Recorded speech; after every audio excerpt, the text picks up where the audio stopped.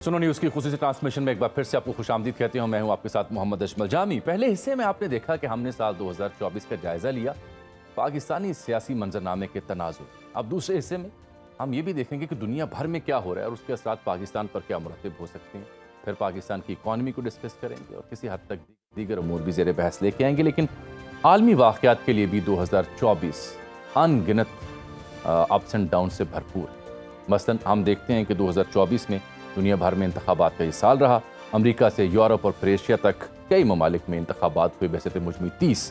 سب سے اہم انتخاب تو obviously امریکہ, دنیا کی سپر پاور, جہاں پہ ٹرمپ صاحب نے کیملا ہیرس کو شکست دی اور 47 میں صدر منتخب ہوئے. چند دنوں بعد وہ حلف بھی اٹھانے والے ہیں.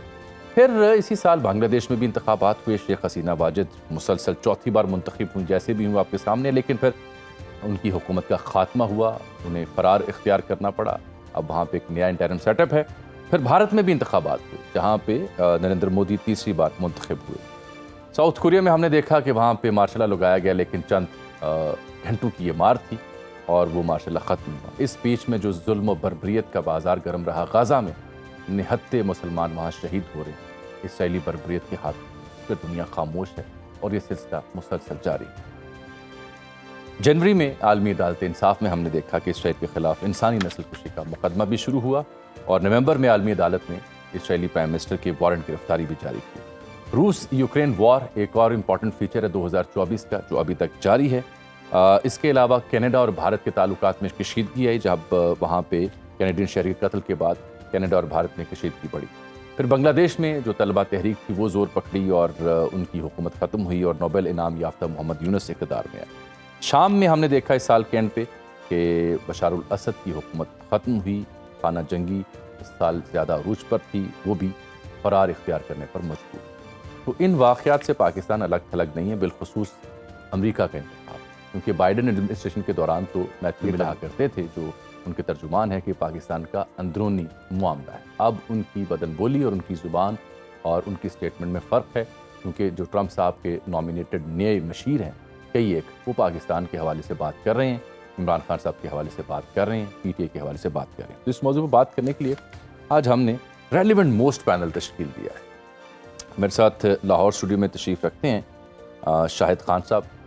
آپ ڈیموکریٹک جماعت سے آپ کا تعلق ہے, ایڈوائزر ہیں president of United state of America کے. ساجد تارڑ صاحب, آپ ریپبلکن ہیں, یعنی آپ یہ سمجھیں کہ اگر پی ٹی آئی کا دوسرا نون لیگ ہے. تو ساجد تارڑ صاحب مجھے امریکہ سے جوائن کر رہے ہیں, آپ ریپبلکن ہیں اور وہاں پہ ٹرمپ صاحب کے مشیر ہیں. طاہر جاوید خان صاحب, آپ پاکستانی بزنس مین ہیں, وہاں پہ بڑے ممتاز اور سیاسی جو صورتحال ہے اس پر بھی گہری نظر ہے. اور اسٹوڈیو میں بدستور میرے ساتھ موجود ہے جناب حبیب اکرم صاحب. شاہد خان صاحب, 2024 اس لیے بھی اہم ہے کہ آپ کی جماعت ہار گئی اور ریپبلکن آ گئے ہیں. ریپبلکن آنے کے بعد آپ کی جماعت کی جو پاکستان کے بارے میں پالیسی تھی وہ تو ہمارے سامنے ہے. کو فرق آئے گا امریکی ریاست کی پالیسی میں پاکستان کو لے کر کے؟ بہت بہت شکریہ جامع صاحب مجھے اپنے شو میں بلانے کا. دیکھیے, امریکہ جیسے کہتے ہیں نا, امریکہ پوری دنیا کا نیبر ہے. دنیا کے 194 کنٹریز ہیں, امریکہ ہر کنٹری کا نیبر ہے. اور جیسا کہ میں ابھی آپ سے ذکر کر رہا تھا کہ I was flipping channel sitting in a hotel room, تو دنیا کے کسی ملک کا چینل لگا لیں, چائنا کا لگا لیں, رشیا کا لگا لیں, جرمنی کا لگا لیں, امریکہ, everybody is talking about U S A. So as we are in نہ صرف یو ایس اے بلکہ Trump. Yes yes, U S A کا الیکشن پوری دنیا کے لیے بہت اہم ہے.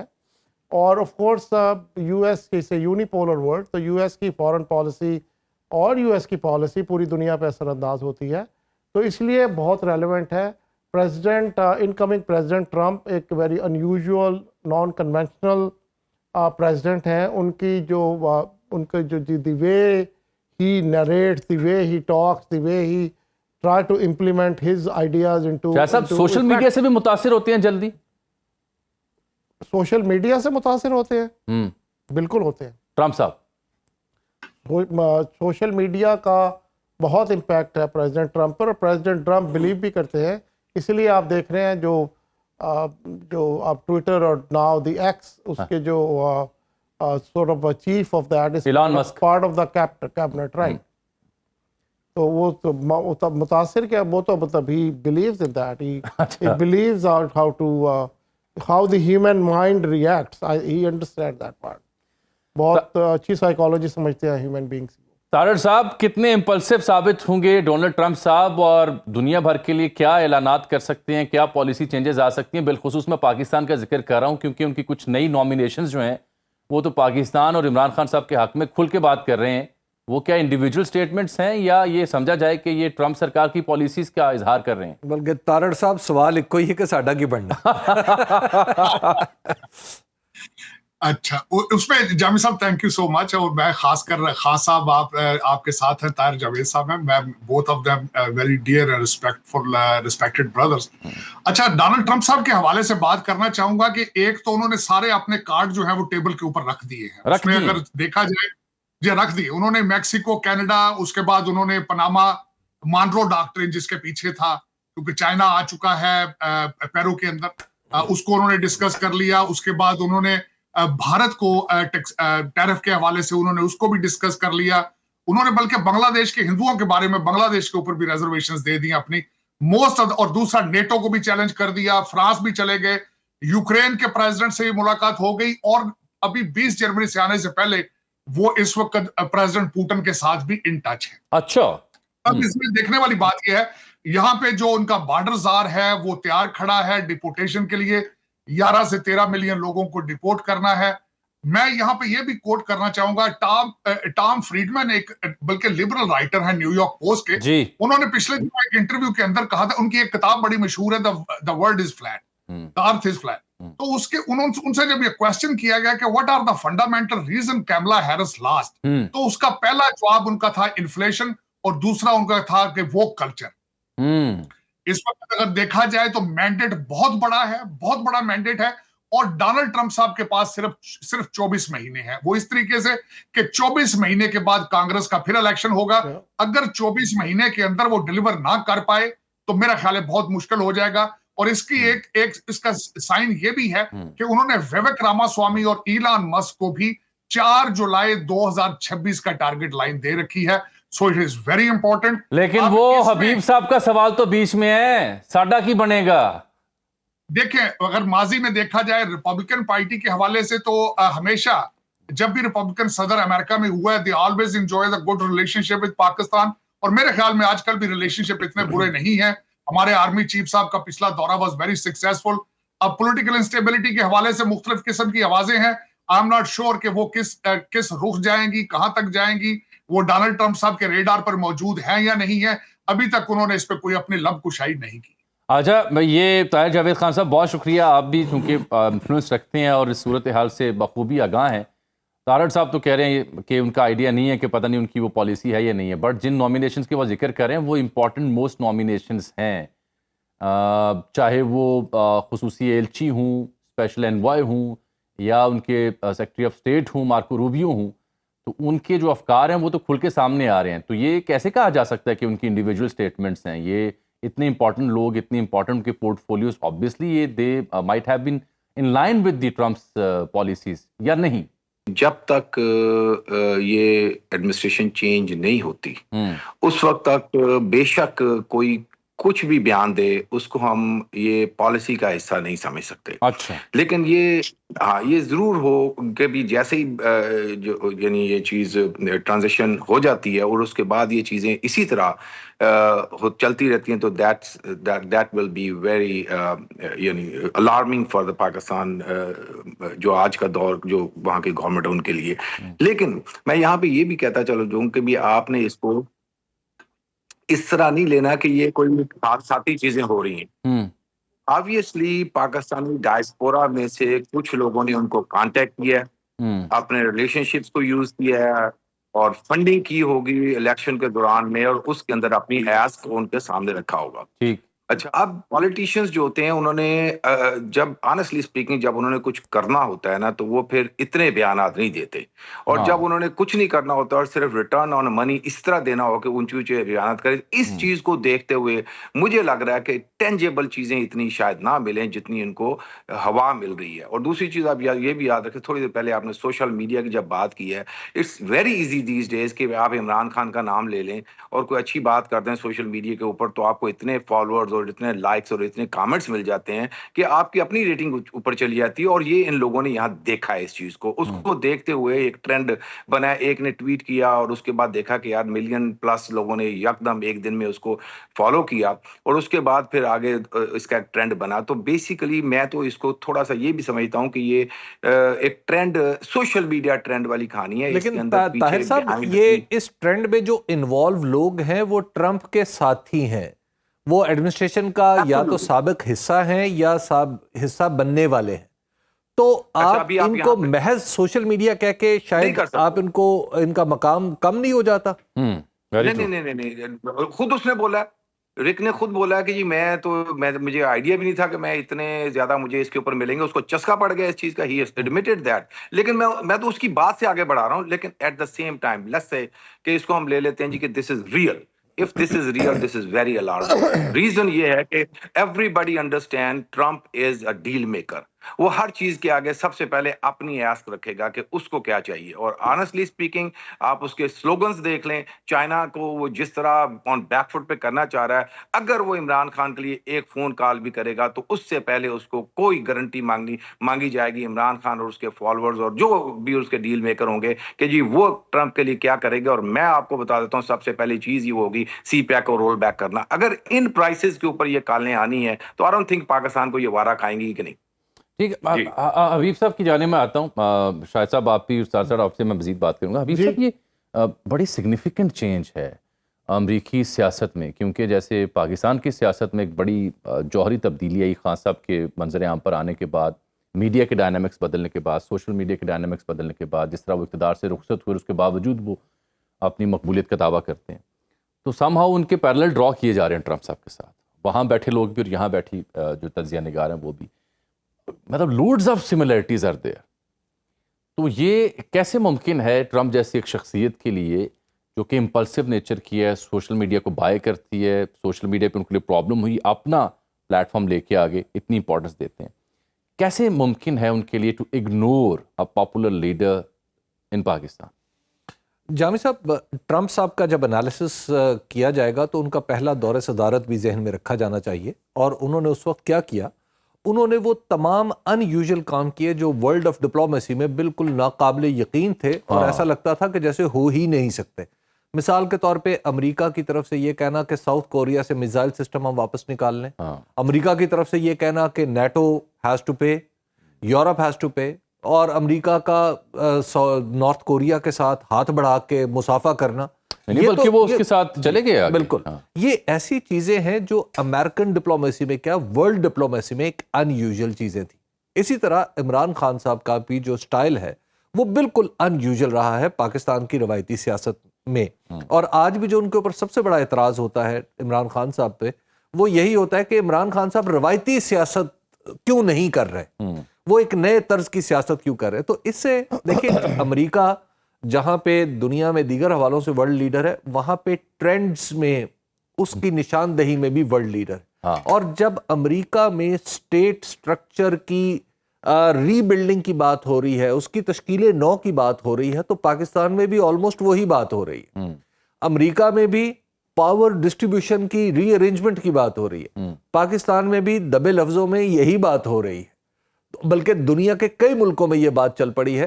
تو اس کا مطلب یہ ہے کہ جو ٹرمپ صاحب ہیں وہ ایک گلوبل ٹرینڈ کو بھی لیڈ کر رہے ہیں. وہ خالی ٹرینڈ سوشل میڈیا کا نہیں ہے, ریئل پولیٹکس کا ٹرینڈ ہے.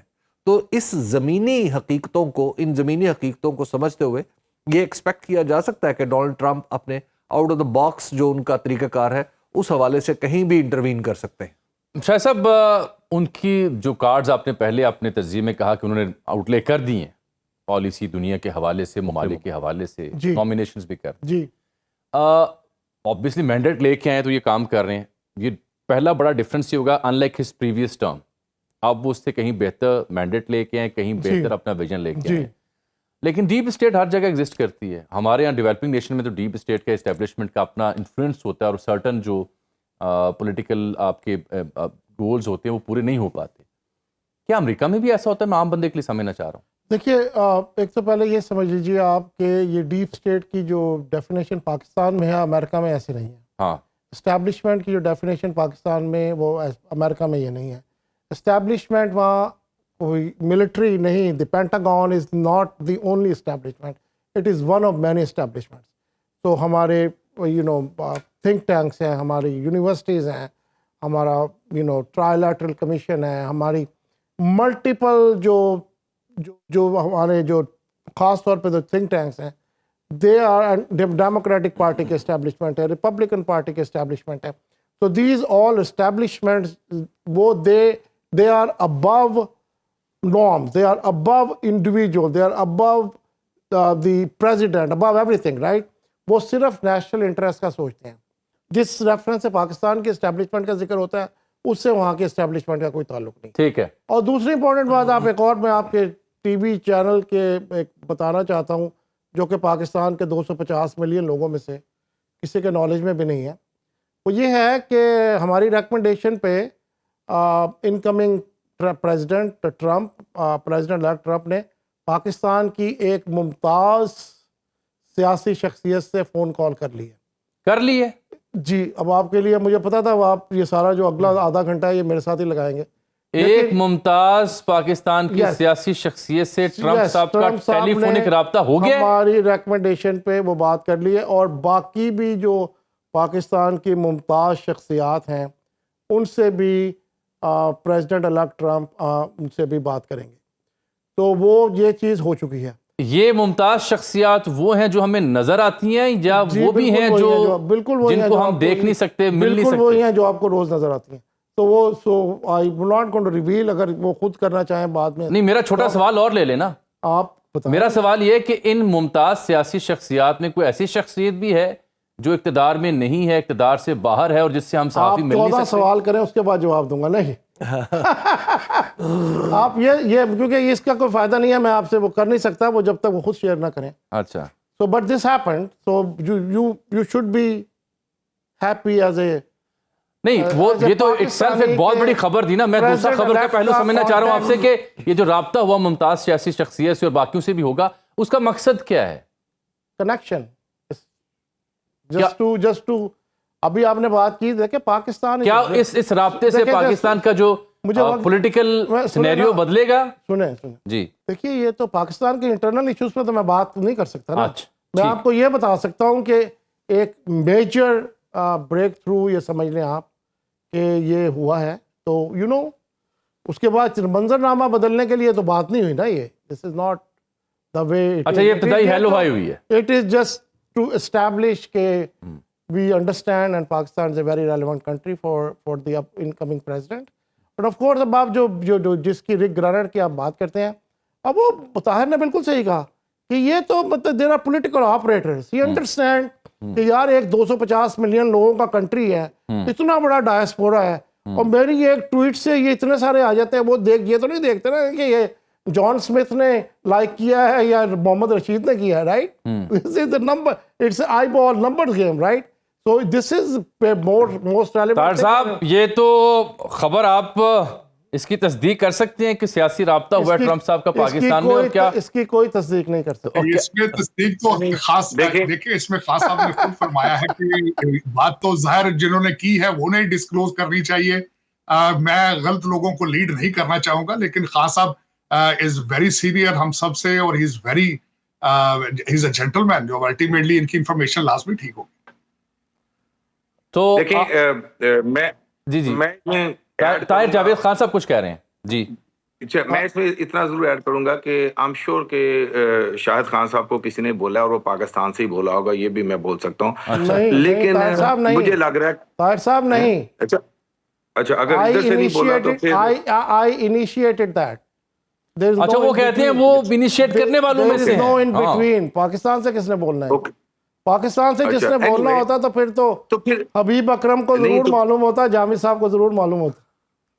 لیکن کوشچن یہاں پہ یہ ہے, اگر گورنمنٹ کے کسی بندے کی بات ہوئی ہے اور صرف فون کے اوپر ہیلو ہائی کے بعد کٹ گیا, تو ان کو سوشل میڈیا پہ اتنا اٹھا دینا چاہیے تھا اس چیز کو, just to counter the narrative جو ابھی چل رہا ہے. اور اگر دوسری طرف سے کسی کی بات ہوئی ہوتی نا, تو انہوں نے ابھی تک 15 ہمارے کان جو پک جانے تھے سن کے.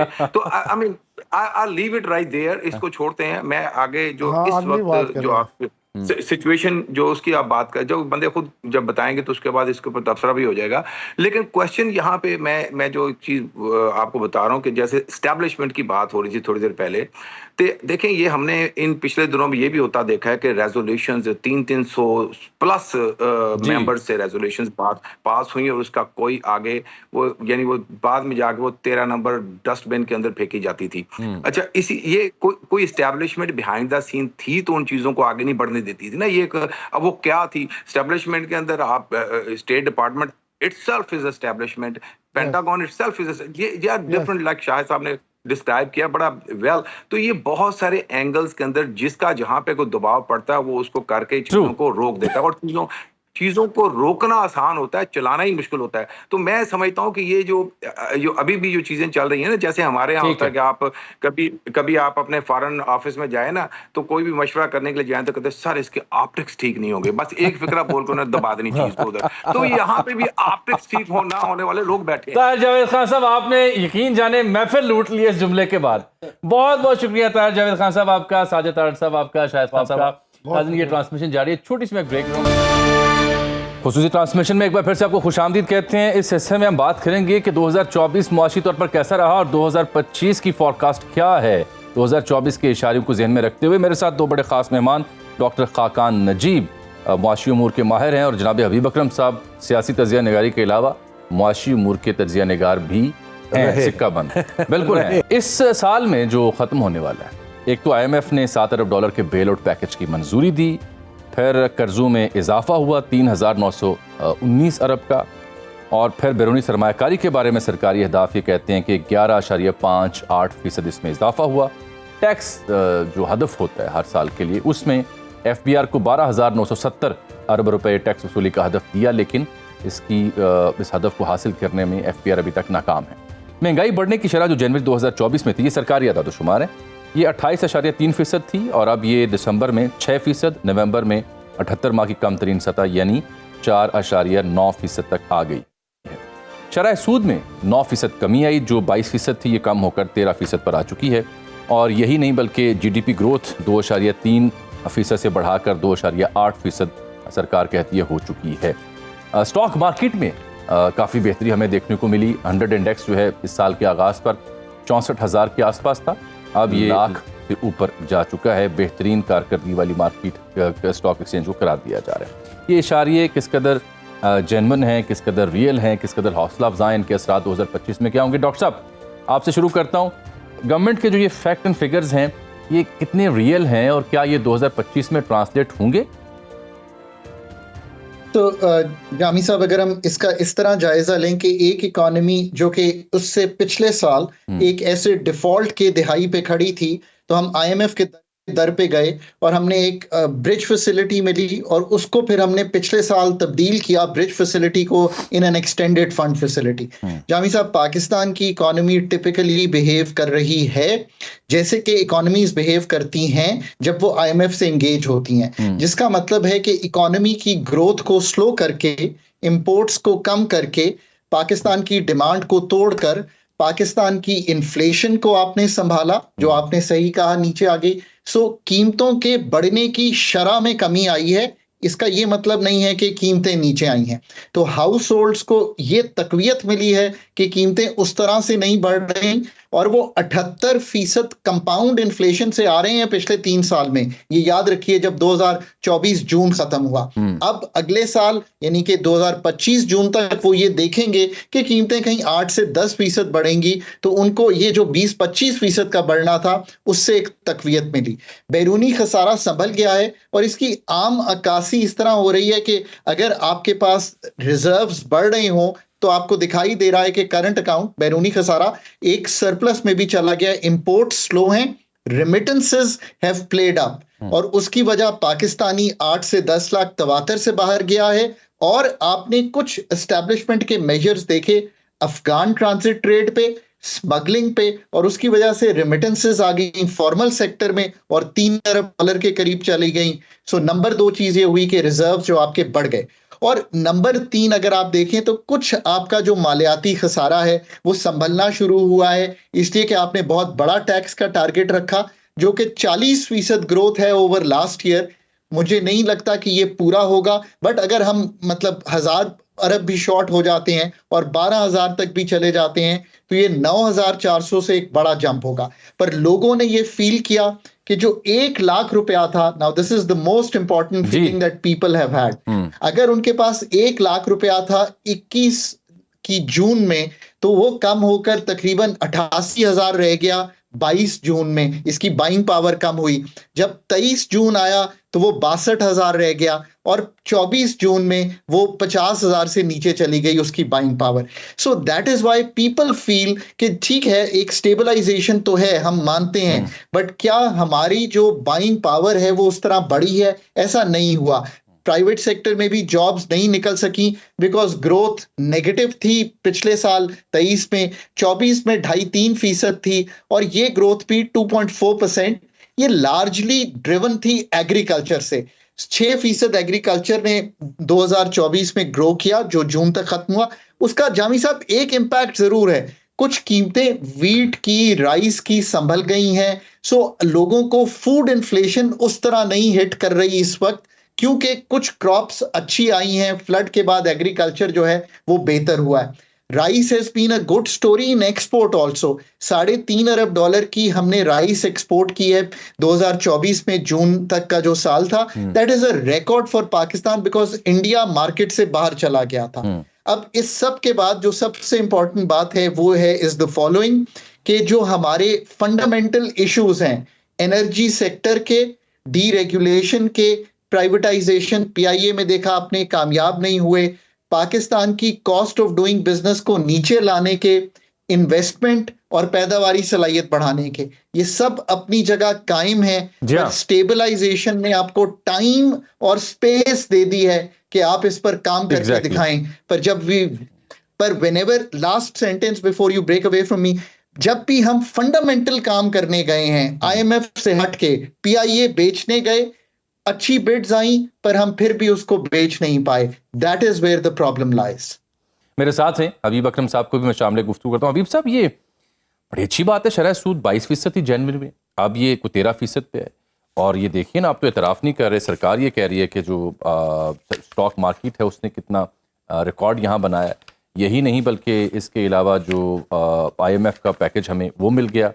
ساتھ جو مہنگائی کی شرح ہے وہ 28.3% تھی, اب کم ہو کے 5 یا 6% پر آ گئی ہے. تو یہ تو اچھے انڈیکیٹرز ہیں. اس میں ایک تو بنیادی بات یہ سمجھ لیجئے کہ جب ہم بزنس کو, جیسے ابھی خاقان نے کہا کہ جب ہم بزنس کو سٹرینگولیٹ کر دیں گے, اور یہ ہماری مجبوری ہوتی ہے کہ جیسے ہی ہم IMF کے پروگرام میں جائیں تو ہم اپنے آپ کو سٹیبلائز کریں. اس کو سٹیبلائز کرنے سے مراد کیا ہے؟ سٹیبلائز کرنے سے مراد یہ ہے کہ فرض کیا, چلیے PIA پہ بات ختم ہوئی ہے تو میں اسی نقطے سے پکڑ لیتا ہوں. ہم فرض کر لیتے ہیں کہ PIA 100 ارب روپیہ سالانہ نقصان کر رہی ہے, تو اس کا مطلب یہ ہے کہ PIA کو بند کر دیا جائے تو 100 ارب روپیہ بچے گا نا ہمیں. صحیح, ٹھیک ہے نا. نہیں سادہ مطلب تو یہ, لیکن اب دیکھیے کہ پھر اس کے بعد جب ہم 100 ارب روپیہ جب ہم بچا لیں گے تو PIA جو 100 ارب روپے کی بلیڈنگ نہیں کر رہی ہوگی تو ڈیفینیٹلی اس کے اثرات حکومتی خزانے پہ بھی آئیں گے, اور PIA کی بیلنس شیٹ بھی بہتر ہونا شروع ہو جائے گی. ایسا ہی ہوگا نا. ٹھیک ہے, PIA بغیر چلے ہوئے آپ دیکھیں گے کہ کچھ ہی عرصے میں اس کی بیلنس شیٹ برابر ہو جائے گی. جب ہم ملازموں کو بھی نکال دیں گے, مکمل طور پر PIA کو بند کر دیں, تو دونوں طرف 0-0 آ جائے گا, اور آپ کہیں گے کہ دیکھیں ہم نے بیلنس شیٹ برابر کر دی. تو ایگزیکٹلی یہی کام ہمارے ہاں پاکستان میں ہو رہا ہے. اچھا, پاکستان میں بزنسز جو ہیں وہ کلوز ڈاؤن ہو رہے ہیں. پاکستان میں انٹرنیٹ آپ کو چلتا ہوا نہ کم ملتا ہے, رکا ہوا زیادہ ملتا ہے. پاکستان کے اندر جسے گرین فیلڈ پروجیکٹ کہا جاتا ہے کہ نئی جگہ پر نیا پروجیکٹ لگے, وہاں پہ لوگ آئیں اور سرمایہ کاری کریں, وہ سارے کا سارا کام رک چکا ہے. جو ہیں وہ ڈیجیٹل اکانومی میں کنورٹ ہو رہے ہیں, تو انٹرنیٹ کی بندے سے وہ کیسے چل رہے ہیں؟ جی, وہ کیسے چل رہے ہیں, کہاں چل رہے ہیں بھائی, انہیں چلنا تو نہیں کہا جاتا. اسی طرح پھر پاکستان کے اندر جو فری لانسرز, جو ابھی ایکسپورٹ کے نمبرز ہمارے جو امپروو ہوتے ہیں, اس میں بہت سارا نمبر ہمارے فری لانسرز. نہیں, وہ تو چیخ پیٹ رہے ہیں. اچھا, وہ چیخ رہے ہیں. اس کے بعد ہمارے جو آپ کا جو سروسز کی جو ایکسپورٹ تھی, یہ اس میں آتے ہیں. اس کے بعد آپ ذرا ادھر آ جائیں, ہمارے ہاں جو یعنی جو امپورٹ کو جب آپ سکویز کر لیتے ہیں, اس کا مطلب ہے کہ آپ نے ڈیمانڈ تو روک دی ہے. یعنی لوگوں کے پاس پیسہ موجود ہے, بعض لوگوں کے پاس جو ہیوز ہیں ان کے پاس پیسہ ہے, لیکن جب وہ لگانے کی جگہ نہیں مل رہی، جب لگانے کی جگہ نہیں مل رہی کیونکہ آپ نے امپورٹ سکویز کی ہوئی ہیں، تو آپ نیچرلی آپ اپنے نیچے بھی جو اس کا ڈاؤن سٹریم بزنس ہے اس کو بھی ختم کر دیتے ہیں۔ اسی طرح پھر آپ کی جو ٹیکس کلیکشن ہے، ٹیکس کلیکشن نو ڈاؤٹ بڑا اگریسو نمبر رکھا ہے، لیکن اس کے ساتھ ساتھ جو ٹیکس ہراسمنٹ شروع ہو چکی ہے اس کے نتیجے میں آپ کے کیا جی ٹیکس ہراسمنٹ شروع ہو چکی ہے جی، وہ آپ روزانہ کی بنیاد پہ جب آپ ٹی وی پہ آپ کا وزیر خزانہ آئے گا اور وہ تڑیاں لگائے گا، وہ کہے گا کہ میں یہ بھی کر دوں گا، میں یہ بھی کر دوں گا، اس کے بعد میں یہ کر دوں گا، میں بینک پکڑ لوں گا، اس کے بعد آپ کا ایف بی آر کا چیئرمین آئے اور وہ کمپیوٹر دکھا کے آپ کو سلائیڈیں دکھا کے بتائے کہ آپ کی آدھی قوم چور ہے اور ان چوروں کو میں پکڑنے جا رہا ہوں جو ٹیکس پیئر ہیں، تو اس کے بعد آپ کے خیال میں پاکستان کے اندر کیا ہوگا؟ پاکستان کے اندر لوگ کیا ہریسمنٹ کے بعد بد اعتمادی بڑھے گی، بد اعتمادی بڑھے گی، اور پھر سب سے فنڈامنٹل بات کہ پاکستان کاروباری طبقہ بدکے گا۔ پاکستان کے اندر ایک ہم نے اکانومی کا، پولیٹیکل اکانومی کا ایک نیا چیپٹر دیکھا ہے جو اس سے پہلے نہیں دیکھا۔ وہ یہ ہے کہ کہنے کو یہ ایک منتخب حکومت ہے، لیکن جب یہ معاملہ معاشیات کا آتا ہے تو خود کو جواب دہ سمجھتی ہی نہیں ہے۔ وہ پچھلوں پہ ڈالتے ہیں، نہیں پچھلوں پہ نہیں ڈالتے، وہ خود بھی اپنے اوپر بھی لینے کے لیے تیار نہیں۔ تو کس پہ ڈالتے وہ ہیں؟ کسی اور طرف اشارے کر رہے ہوتے ہیں۔ تو آپ جہاں وہ اشارہ کرتے ہیں وہ ان پہ اشارے کر رہے ہیں۔ جی اب آپ دیکھیے کہ جب حکومت اپنے آپ کو معاشی حوالے سے جواب دہ محسوس نہیں کر رہی تو اس کا کیا انٹرسٹ ہوگا ٹیکس کلیکشن میں، اس کا کیا انٹرسٹ ہوگا کاسٹ آف ڈوئنگ بزنس کو نیچے لانے میں، اس کا کیا انٹرسٹ ہوگا کہ میں پاکستان کے اندر گرین فیلڈ پروجیکٹ شروع کراؤں۔ مجھے چونکہ بڑی قوی امید ہے کہ ڈائیلاگ کا پروسیس شروع ہے، تو امید ہے جو سال آنے والا ہے چند گھنٹوں بعد، اس کے بعد اس میں بہتری ہو، استحکام آئے سیاسی طور پر، تاکہ یہ جو اشاریے ہیں یہ عملی طور پر دکھائی بھی دیں، ایز ٹو بزنس بھی ہو، کاروباری طبقے کا اعتماد بھی بڑھے اور لوگ اعتماد کریں سسٹم۔ ناظرین یہاں ایک بریک۔ ویلکم بیک ناظرین، یہ سال 2024 کا ہم جائزہ لے رہے تھے اپنی خصوصی ٹرانسمیشن میں، اور 2025 سے امیدیں باندھ رہے ہیں۔ اس بیچ میں عالمی واقعات کا ذکر ہوا، ٹرمپ صاحب کی آمد کا ذکر ہوا، پاکستان کی سیاسی صورتحال کا ذکر ہوا۔ حبیب صاحب اور میں اب اکیلے ہیں کیونکہ اب ذرا میں نے بات کرنی ہے ان سے بان عنوان۔ حبیب صاحب، ہم یہ دیکھ کے سن کے پڑھ کے جوان ہوئے ہیں، صحافت میں ہیں کہ جو کروا رہے ہیں امریکہ کروا رہے ہیں۔ پھر علم ہوا کہ اب شاید ان کی ترجیحات میں ہم نہیں رہے ویسے جیسے کبھی ماضی میں ہوا کرتے، لیکن نئی ایڈمنسٹریشن کے آتے ساتھ ہی دوبارہ پاکستان کا نام، عمران خان صاحب کا نام وہاں ہمیں سننے کو ملا۔ کیا یہ جو مذاکرات شروع ہوئے ہیں ان کا انتظار کیا جائے گا یا اس سے پہلے وہاں سے کوئی کال آ سکتی ہے؟ آئیڈیلی تو ہمیں خود یہ کام کرنا چاہیے اور مذاکرات اس انداز سے آگے بڑھانے چاہیے کہ ہم اس میں افراد کو ڈسکس نہ کر رہے ہوں بلکہ اصول کے مطابق اپنے معاملات ٹھیک کر لیں، تو اس سے تو پھر کسی کو انٹرونشن کرنے کا موقع نہیں ملے گا۔ لیکن جامع صاحب، جب کوئی کال آئے گی اور کال کے نتیجے میں ہم آگے بڑھیں گے تو اس کے بعد پھر جو معاملات ہیں ان پر ہمارا کنٹرول کم ہوتا چلا جائے گا۔ یہ دنیا بھر کا اصول ہے کہ جب آپ ثالث کے پاس چلے جاتے ہیں دو فریق معاملات کو لے کے، تو پھر ثالث کا اختیار چلتا ہے، فریق اپنے اختیار کھو بیٹھتے ہیں۔ تو ہمیں پاکستان کے اندر آئیڈیلی اپنے آپ کو آگے بڑھتا ہوا اسی صورت میں ہم خود کو ممکن بنا سکتے ہیں جب ہم خود آپس میں بیٹھ کے بات کریں۔ تو جہاں تک کال کا معاملہ ہے، دنیا میں اس طرح کالز نہیں آیا کرتی۔ یہ نہیں ہوگا کہ کوئی وہ ٹرمپ صاحب فون اٹھا کے کہیں گے کہ جناب یہ کر دیں۔ دنیا میں پالیسیز بدل جایا کرتی ہیں۔ دنیا میں اس طرح ہوتا ہے کہ آپ کو پھر ایک طرف سے شے آ گئی، آپ کو دوسری طرف سے شے آ گئی، آپ کے کہیں اچانک جو کام چلتے ہیں وہ اچانک رکنا شروع ہو جاتے ہیں، تو آپ کو پتہ چل جاتا ہے کہ آپ ڈائنامکس بدل رہے ہیں، جی آپ آپٹکس بدل رہے ہیں۔ تو اب یہاں پہ جب صورتحال ہوگی تو اس کے بعد آپ ڈیفینیٹلی دیکھیں گے کہ جب یہ جس طرح یہ آپ کو یاد ہوگا چند روز پہلے، بلکہ بلاول بھٹو زرداری صاحب بات کر رہے تھے تو انہوں نے فارم 47 کا حکومت اسے کہہ دیا ہے، اور کہہ دیا کہ ہم نے تو نظریے پہ کمپرومائز نہیں کیا۔ تو مجھے تو لگا کہ بلاول پولیٹیکل سپیس لینا چاہ رہے ہیں یا پہلے سے وکھرا راگ لگا رہے ہیں کہ بعد میں نہ کہنا کہ وہ ایک مثال میتھمیٹکس کی ہے نا کہ اور لاجک کی کہ پرزنرز ڈائلما یہ ہوتا ہے کہ دو آپ الگ الگ بندوں کو بند کر دیتے ہیں، کمروں میں اور ایک کو کہتے ہیں دوسرا مان گیا تو تمہیں سخت سزا ہو جائے گی، اس سے بہتر ہے کہ تم مان جاؤ، اور اس پہلے والے کو جا کے کہتے ہیں کہ تم مان جاؤ ورنہ دوسرے والا تو مان گیا ہے، اس نے تو بتا دیا ہے۔ تو دیکھیں یہ ایکچولی جو اس وقت پی ایم ایل این ہے اور پیپلز پارٹی ہیں، یہ پرزنرز ڈائلما کا شکار ہے۔ ان دونوں کی ہمت ہی نہیں ہو پا رہی کہ یہ ایک دوسرے سے الگ ہو سکے، ان دونوں کا مستقبل ایک دوسرے کے ساتھ۔ ابھی صاحب میں عرض کروں یہ سیاسی کائنیٹکس کچھ ایسی بدلی ہیں کہ یہ ایک دوسرے کے لیے لازم و ملزوم ہو چکے ہیں۔ لازم و ملزوم جامع صاحب نہیں ہوئے، اس کے علاوہ ان کے پاس آپشن کیا ہے؟ یہ انڈیویجولی کہیں کھڑا ہو سکتے ہیں؟ اگر آپ کو ہم کبھی جب دیکھتے تھے بچپن میں تو کہ کبوتروں کو جب نیا کبوتر ڈالا جاتا تھا تو وہ بڑا شور مچاتا تھا اور دوسروں کو ٹھونگے مارتا تھا، اسی طرح مرغے بھی کرتے تھے۔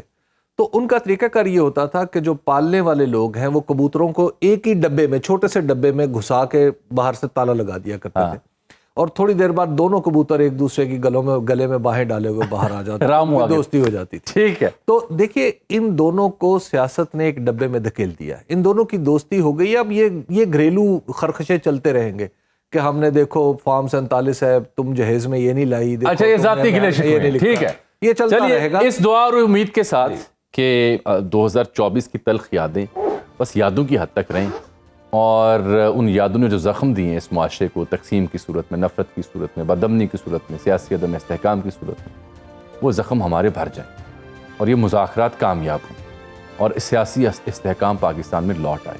اور یہ دعا کہ ہمیں باہر سے اٹھنے والی آوازیں نہ سننے کو ملے، ہماری اپنی جو قیادت ہے وہ واقعی رہنمائی کرے اور واقعی سینٹری کی جانب جائے۔ اس ٹرانسمیشن سے مجھے اجازت دیجیے، اللہ حافظ۔